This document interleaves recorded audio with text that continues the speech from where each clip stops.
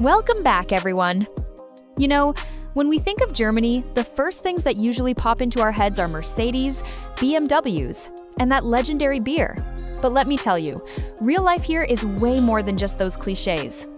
You've got red light districts that are, well, kinda strange. Then there are the pigeons literally swarming the squares, landing right on your head and shoulders. It got so crazy they actually had to vote on a massive cull. And get this, you'll be totally shocked because women here are all about that natural, no makeup look. There are parks where people chill in bikinis and even surf right in the middle of the city. It feels just like the beach. Plus, the food? Let's just say some dishes are a real test of courage. So, come along with me and let's uncover the real Germany right now. So, let's dive into real life in Germany. Geographically, it covers over 357,000 square kilometers with a population of about 83.8 million. Economically, it's a total beast, one of the biggest in Europe, with a GDP hitting over $4.6 trillion. That is literally 10 times the size of Thailand's economy. It's also one of the world's top exporters. Now, even though Christianity is the main religion here, there's actually a pretty big Hindu presence. Do you see that sign over there? That's the Sri Hindu Mandir, a Hindu temple right here in Hamburg. Inside, there's a smaller shrine for the South Asian community. It's full of deity statues, paintings, and even this image of a snake hugging an egg. And look, here's one of the teachers. Inside, the ladies are preparing food. It looks super clean and organized, doesn't it? Guess what this machine is? Yep, it's a recycling machine. All you have to do is pop your empty plastic bottles in, and it pays you back. It's such a smart way to keep the city green and clean. Take a look around. Do you see any trash or stray plastic bags? Nope. The clean streets really make these vintage buildings pop. You'll also spot these wooden pop-up shops on the street. They come pre-assembled and are pretty light. They just hitch them to a car and move wherever they want. No need for expensive construction that hurts the environment. But when you come here, you will see homeless people sleeping on the streets. Heads up, they really hate being filmed. If you accidentally point a camera at them, you might end up like this guy right here. Honestly, it's pretty scary. Many of them are from Eastern Europe and are struggling with unemployment or unstable jobs. Some are dealing with addiction, past violence, or mental health issues. According to government reports, nearly 440,000 people needed emergency housing support in early 2024. Over here, this is a volunteer station. They're handing out free food, drinks, and clothes to help the homeless community. One thing that will totally leave you shook when you arrive in Berlin is just how gritty it is. I'm talking trash piling up in public spaces and graffiti bombing almost every wall on the streets. It feels like Berlin is changing fast, but maybe not in the best way. And another thing you can't miss? The pigeons. They are literally everywhere. They scavenge in the squares and have zero fear of humans. They'll comfortably land right on your head or shoulders. But honestly, living with them in the city can be a bit of a nightmare. They leave droppings everywhere, mess up traffic, and can even spread diseases. That's actually why, in 2024, residents in the town of Limburg and der Lahn voted to cull a flock of over 700 pigeons by hiring a hunter to trap them. But studies suggest their numbers might just bounce back after the cull. And obviously, animal rights groups are not happy about it. What do you guys think? Let me know in the comments below. Personally, I feel like if you just sent a group of Thai folks over here for a week or two, all those pigeons would turn into delicious sticky rice dishes in no time. Traffic here is super chill though. Everyone follows the rules and pedestrians can cross the street safely whenever the light turns green. You'll even see delivery guys on bicycles. They keep the food in these blue thermal bags to make sure it's still hot when it gets to you. Of course, they still use phone maps mounted on their handlebars to get around. When they park, they lock up carefully. And look at this huge rows of parked bikes. It's not surprising since Berlin alone has about 3 million bicycles compared to just 1.1 million registered cars. Almost everywhere has dedicated bike lanes, and you can rent a bike pretty much anywhere. This is exactly why football fans from the Netherlands, the world's cycling capital, love Germany so much. When the sun goes down, people party hard at colorful, vibrant bars. Everyone is just having a blast together. But if you're wondering whether German women care about their looks or appearance, stay tuned for the next part to find out. German women love the no makeup look. See these girls? They look like students. Calling them beautiful is almost redundant because German women are known for being tall, fit, and having those striking features: blonde or light brown hair and gray, blue, or light green eyes. It's the kind of beauty that gave us supermodels like Heidi Klum and Claudia Schiffer. They love light exercises like cycling or jogging to stay toned and de-stress.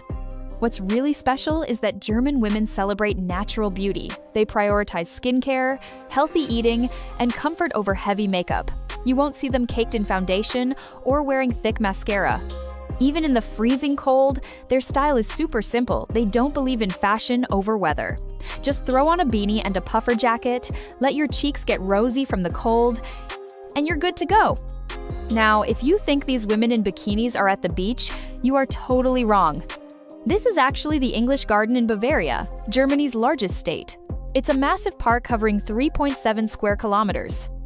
There are little streams where ladies strip down to their swimsuits to splash around. Some even swim freely. And get this, there's an artificial stream designed for surfing.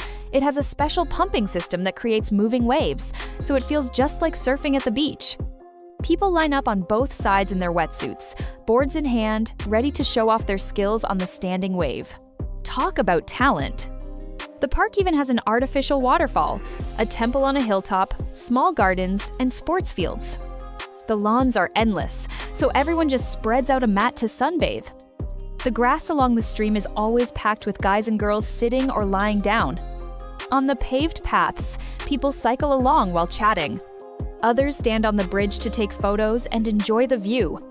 But since it's still a public path, you have to step aside to let rickshaws and other vehicles pass through. And once you pass through this gate, you are right in the middle of Hamburg's red light district. Filming during the day is pretty chill, but at night, security will be on you in a heartbeat. And if people are working, put the camera away. Filming them is a big no-no. But let me tell you, when the sun goes down, this place gets absolutely lit. And did you know? Adult entertainment work is totally legal and clearly regulated here in Germany. Workers aren't living in the shadows. They can actually sue for their rights just like anyone else. I'm talking asking for raises, social security, health insurance, and even unemployment benefits. Basically the same perks as other jobs. Sounds as legit as being a banker, right? Since the laws became transparent, the number of people working in nightlife services has boomed. People are hustling hard day and night because they know they can make a living without worrying about it being illegal. It allows for part-time gigs and busy shifts on weekends, just like any regular work schedule. Germany is also unique because everything is strictly regulated regarding location and public safety. These services only happen in designated areas. They don't just pop up everywhere like mushrooms. Rights are standardized, competition is fair, and if anyone faces discrimination, they have full legal protection. In some cities like Bonn, they even have some pretty interesting management ideas. Imagine this: automated ticket machines in licensed zones. Workers literally have to buy a work ticket before their shift, just like buying a bus pass. If you don't have a ticket, you could get a warning or a fine depending on local rules. So, after watching this, do you want to come to Germany and see this street for yourself? Drop a 2 in the comments if you do. But hey, after all that exploring, are you guys getting hungry? If you are, let's move on and discover some of Germany's most unique and bizarre foods. Get ready for this: a bizarre cheese literally covered in thousands of mites. You guys, if you thought Italy's maggot cheese was shocking, Germany is clapping back with its own version cheese, teeming with thousands of tiny bugs clinging to it. Specifically, look at this scene. You see someone using a broom to brush off what looks like a sculpture of a giant mite sitting on something? That right there is Milbenkäse, or dust mite cheese. It's one of the weirdest cheeses on the planet, coming straight from the Saxony-Anhalt region of Germany. We're talking about a history going back to 1540. That's nearly 500 years. Nowadays, it's only handmade in the tiny village of Wurchwitz. Now, for anyone confusing mites with ticks, let me clear that up. Cheese mites are microscopic arthropods, literally just a fraction of a millimeter. They live on food surfaces and, thankfully, they do not suck blood. You'd probably need a magnifying glass just to spot them.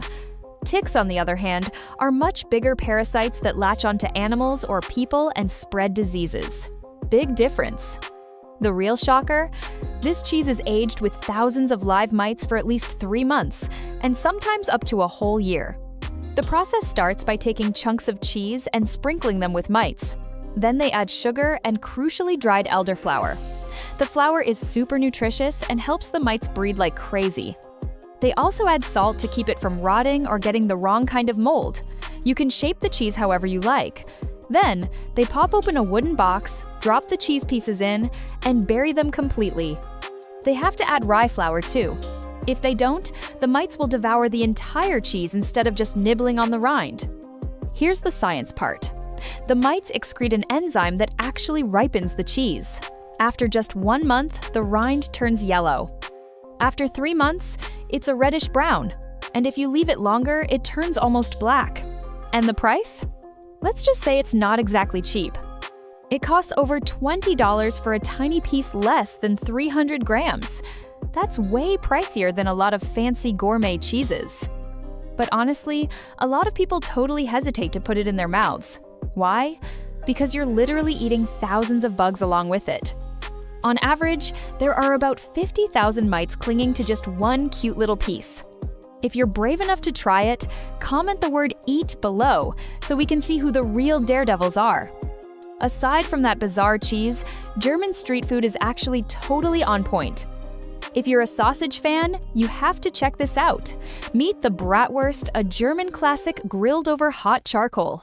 Look at that! There must be nearly 100 of them grilling at once. The vendor just throws on some black gloves and grabs the sausages directly, no tongs needed. Once they're cooked, they get slapped into a bun. Add some sauce and oh my god, it is chef's kiss. And this right here is Rahmbrot, a type of oven-baked flatbread you'll see everywhere at German Christmas markets. It's baked until hot and crispy, slathered with cream, and topped with onions, bacon, and sometimes cheese. This guy keeps checking the oven drawer to see if they're ready. You can tell it's a total hit because literally everyone is walking around holding one. This stall over here is packed. Look inside, they're scraping something. That is raclette, a piping hot cheese dish. The cheese is heated until soft, then scraped off in thick, creamy layers. They usually serve it with boiled potatoes, bread, pickles, or sausage. The way they scoop it into the bowl, you'd almost think they were serving up a bowl of noodles. Another way they do it is by heating the cheese under a grill until it melts and gets a little charred. Then they just take a knife and scrape that gooey goodness right onto your food. And the price? Let's just say it's not exactly cheap. It costs over $20 for a tiny piece less than 300 grams. That's way pricier than a lot of fancy gourmet cheeses. But honestly, a lot of people totally hesitate to put it in their mouths. Why? Because you're literally eating thousands of bugs along with it. On average, there are about 50,000 mites clinging to just one cute little piece. If you're brave enough to try it, comment the word "eat" below so we can see who the real daredevils are. Aside from that bizarre cheese, German street food is actually totally on point. If you're a sausage fan, you have to check this out. Meet the bratwurst, a German classic grilled over hot charcoal. Look at that! There must be nearly 100 of them grilling at once. The vendor just throws on some black gloves and grabs the sausages directly, no tongs needed. Once they're cooked, they get slapped into a bun. Add some sauce and oh my god, it is chef's kiss. And this right here is Rahmbrot, a type of oven-baked flatbread you'll see everywhere at German Christmas markets. It's baked until hot and crispy, slathered with cream, and topped with onions, bacon, and sometimes cheese. This guy keeps checking the oven drawer to see if they're ready. You can tell it's a total hit because literally everyone is walking around holding one. This stall over here is packed. Look inside, they're scraping something. That is raclette, a piping hot cheese dish. The cheese is heated until soft, then scraped off in thick, creamy layers. They usually serve it with boiled potatoes, bread, pickles, or sausage. The way they scoop it into the bowl, you'd almost think they were serving up a bowl of noodles. Another way they do it is by heating the cheese under a grill until it melts and gets a little charred. Then they just take a knife and scrape that gooey goodness right onto your food. Weirdest competitions on the planet. First up, we have finger wrestling, hosted right in Bavaria. I don't know about anyone else, but German men take finger strength very seriously. Here's the deal. Two opponents sit across a table from each other. They each hook one finger into a small leather loop. When the referee says go, they try to drag their opponent across the table as fast as they can. If you win, you move to the next round. Honestly, matches usually only last a few seconds. And let me tell you, dislocated fingers? Yeah, that happens a lot. Ouch! Just watching it makes my hand hurt. And not to be outdone, we have the World Big Nose Championship. To even qualify for the prelims, your nose has to be at least 4 centimeters wide. For the guys, it needs to be 6 centimeters long, and for the ladies, about 5 centimeters. If you pass the vibe check, you're off to the finals. To snatch that championship title, contestants do whatever it takes to make their schnoz look bigger. That's because the score is based on length plus width. One guy even admitted to smoking a lot and drinking tons of beer just to puff his nose up. I had no idea beer made your nose grow. Back in Thailand, drinking beer just gives you a big belly. Now, if you have a big nose and a long beard, you are totally winning at life. That is your ticket to the Beard Olympics in edging MC. Contestants are judged in all kinds of categories. From styled facial hair to natural beards, the judges pick the absolute best whiskers. So, to all the guys out there who are too lazy to shave, who knows? Maybe one day you'll actually bring home the gold. Next up, we have the pumpkin event in the city of Ludwigsburg. This festival is huge. They display like 500,000 pumpkins.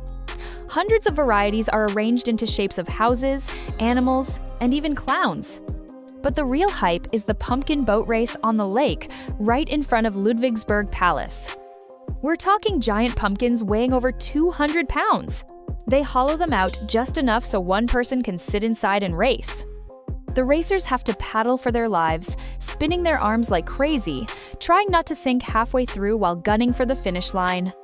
Finally, we have the rubber duck race. Every year, thousands of plastic duckies compete on the Neckar River.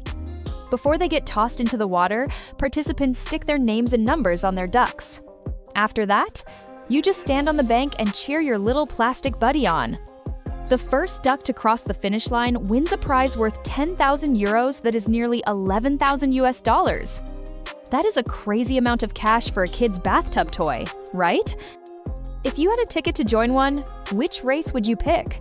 Smash that comment section and let me know, guys. And for our grand finale, let's experience the road with absolutely no speed limits as we head back home. Let's go! The only highway system in the world with basically 0 speed limits. So, if you're a total speed demon or just love living life in the fast lane, this is your paradise. You can literally floor it. I'm talking 300 to 400 kilometers an hour on the Autobahn. But hold your horses. It's not the entire road. Only about a quarter of this massive 13,000 kilometer system lets you go completely wild. In cities or on sharp, dangerous curves, you're still capped at 130 kilometers per hour. Here's a fun fact. There are almost no toll booths for regular cars. Locals pay for it indirectly through gas and vehicle taxes, so you just cruise, no need to stop and dig into your wallet. Maintenance here is strict. The asphalt is smooth, and the signs are crystal clear. And if there's a traffic jam or an accident, drivers automatically create an emergency lane. It's like a reflex for Germans. But there's definitely some drama between the haters and the fans. Some say the no-limit rule causes accidents and bad emissions, while others argue it's actually safer than slow roads. All right, guys, that wraps up our tour around Germany. So, be honest, do you want to book a ticket right here, right now? And what part of Germany blew your mind the most? Drop your thoughts in the comments below so we can all chat about it. Thank you so much for sticking with me until the very last second. For now, goodbye, and I'll catch you guys in the next video. Bye-bye!